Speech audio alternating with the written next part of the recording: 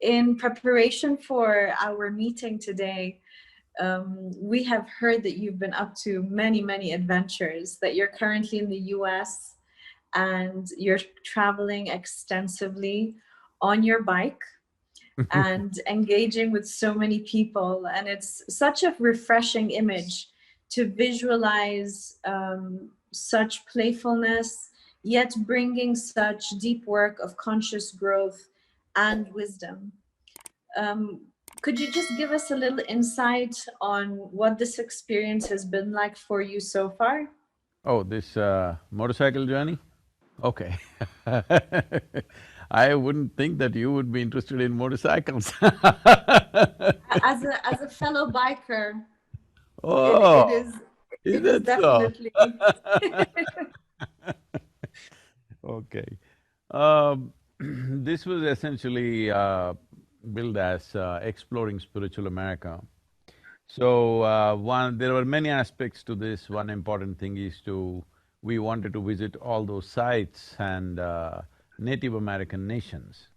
When I say Native Americans, for most people in the world, maybe few Americans know the details, but for most people in the world, they know only what they have seen in the Wild West movies of a bunch of Mhm. men screaming and hollering and shooting whoever comes their way kind of imagery.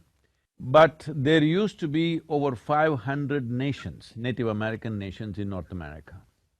And even today, they are maintaining their distinct identities, they have their own language, they have their own culture, they have their own individual spiritual processes. So, I thought this must come forth because about 18 years ago, I had a very profound and very painful experience with one of the Native American spirits. I was just walking in the forest and I saw, a kind of a frozen being.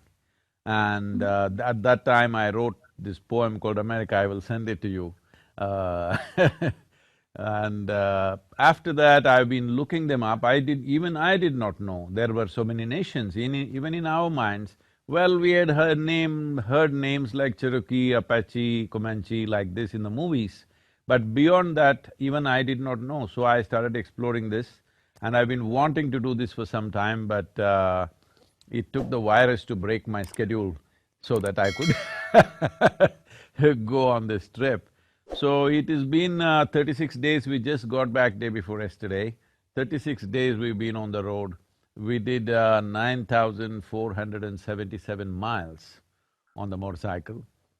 That's fascinating. Covered various nations, about 18 states through United States, and it's been absolutely spectacular. And we are all the, like almost every day, 16, 18 hours, the video cameras have been on. So to assimilate all this and to put this out, it may take 2 to 3 months for us. But the important thing is for people to know that these were well-evolved cultures. There are places like Hokia where 1,000 years ago, 40,000 people lived in one city.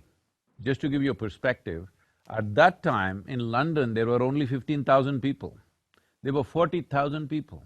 40,000 people living in a city means there is an organization, there is an administration, there is a whole Correct. process. Otherwise you cannot… so many people cannot live in one place.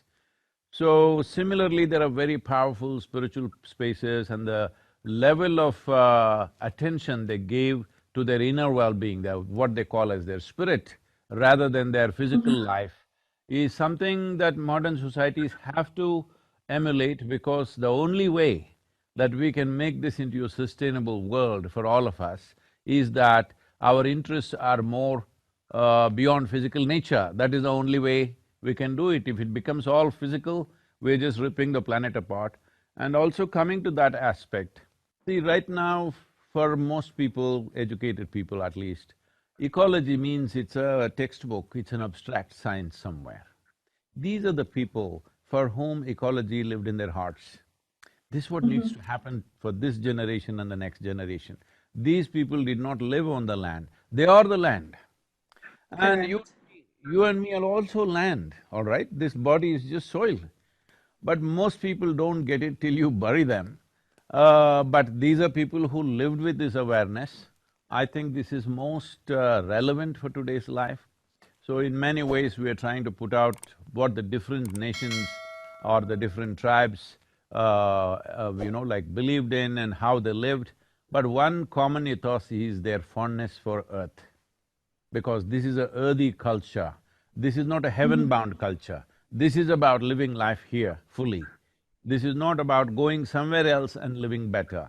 So I think it's most relevant for today's world. It is just the presentation of how it is presented. People may not be able to digest as to how they presented.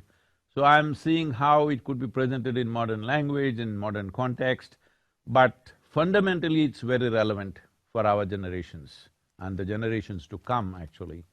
So it's been a spectacular ride in terms of sights, and what we have experienced in the last 36 days is absolutely incredible, and as a biker, you know.